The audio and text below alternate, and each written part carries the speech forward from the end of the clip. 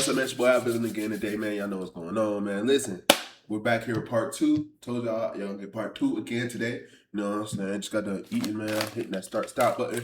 Got me a bag of chips. Cause I need something a little, you know what I'm saying? It ain't sweet, but like I need something sugary in my system after eating the wings. You know what I'm saying? Cause I have a very bad sweet tooth. Alright, let's go ahead and get to this next video, man. Before we get to the video, hit the subscribe button for your boy.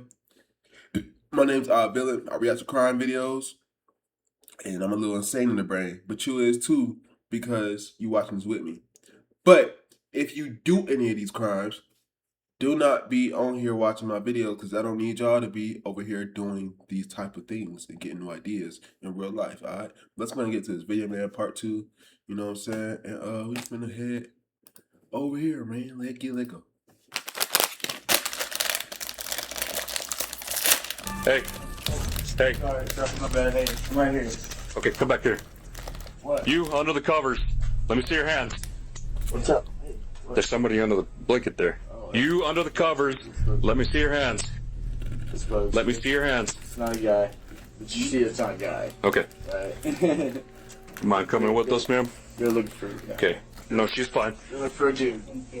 We're not looking for her, but we do, ma'am, need to ask that you come outside with us.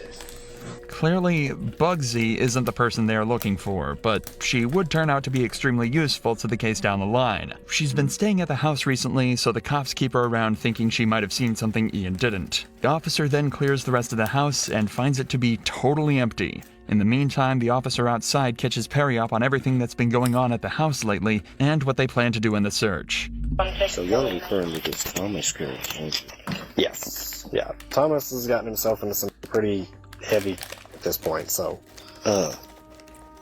Yeah, but what I've seen of him, I don't care for the dude. Okay. Keep this between me and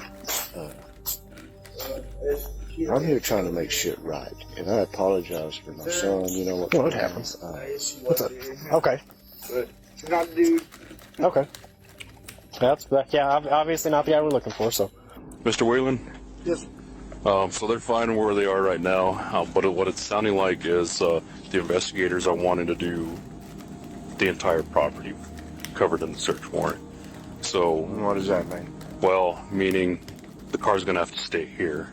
Okay. They're okay in there for now, but they are asking. The entire property. Yes, Y'all sir. want to go through the barns? Yes, sir. That's what it's sounding We like. could probably go do that right now.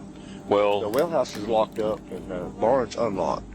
okay. But I could take y'all on a tour if you wanted to. Yeah, we're gonna wait for them to get the paperwork done, just so that I don't think, I'll be honest with you, I don't think Thomas is hiding in the shop or something like that. But on the off chance that he is, I don't want him to have the ability to talk to a lawyer and say, well, they illegally searched the barn. Even if we have permission at this point, we're just gonna kind of stand by and do it by the books for the paperwork, okay? The thing is, Officer Rice was wrong thinking that Thomas wasn't hiding on the property. Had he gone looking for him on his own, things could have ended much, much worse for him. However, the day is coming to an end, and it's time for the officers to go over everything they've figured out so far. However, they can't risk Ian or Perry overhearing any of this. See if you can figure out why that might be, and we'll reveal it after this clip. Has she been living here? Probably. Did you ask her? No, I haven't asked her expressly. I would ask her. If she has been living here, she might have witnessed this. Sorry, I don't mean to be on edge, but you know, Yeah, especially after. Yeah. but I guess the way it's looking, she died from that whole situation. Like those beatings. I see. I'm guessing there was some internal injuries. Okay. So it wasn't like he tracked her down. That's the way it seems. Okay.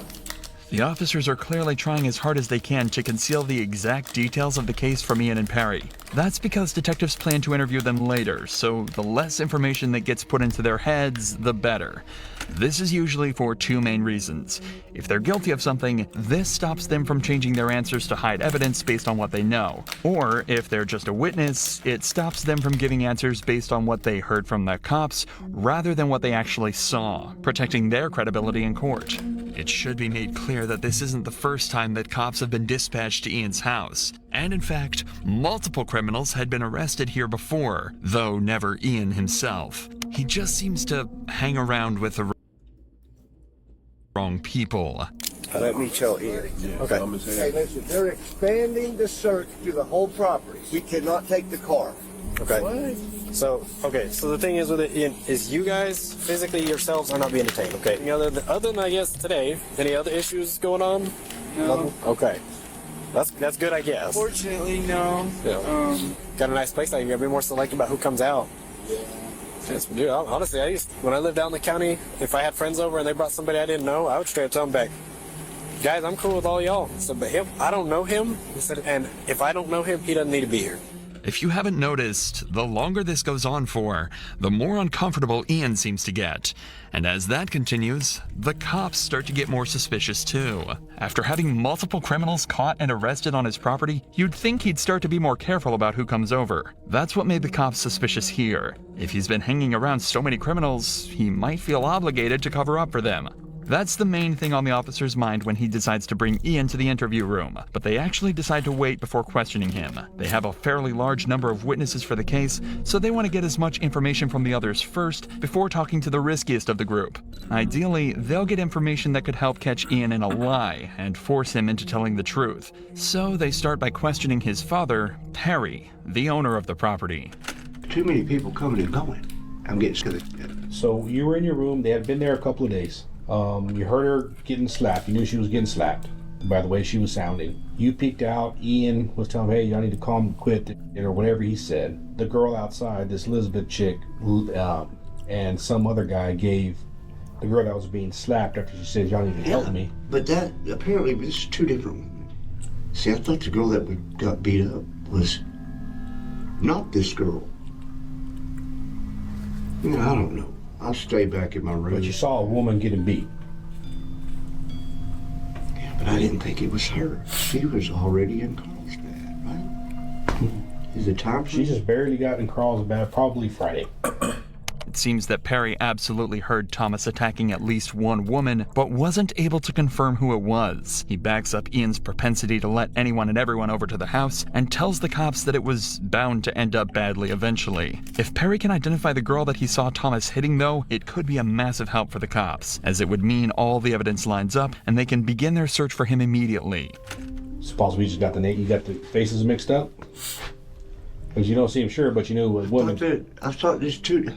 There is Thomas did beat up another girl that he has warrants out for his arrest now too. That's why he's running. Does he beat up every woman he comes in contact with? See, I thought we was talking about another woman. I knew of this chick, the picture you showed me. I knew of her going to the ER. But the chick that I heard through the walls saying, y'all gotta help me, was not her. Perry is saying that he had heard Thomas beating a girl up, but that it was a completely different girl to the one that they were looking for. So now, there was even more reason to catch him as soon as possible, as it seems like this wasn't an isolated incident at all. Maybe I'm confused. Because, okay, once she went to the ER, she never went back to the house, right? Okay. I'm thinking of another chick. Does that make sense? No. But we'll figure it out. I'm sorry, man. That's all right. This whole thing is just confusing for me.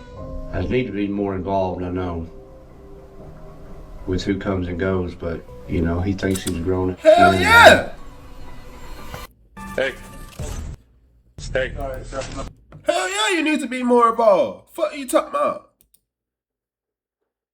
Just having random people come inside your house without even meeting them. What are you doing, bruh? Yeah. I ain't gonna say no more, man. Let's go ahead and get to part 3, man. Hit that subscribe button for your boy, bro.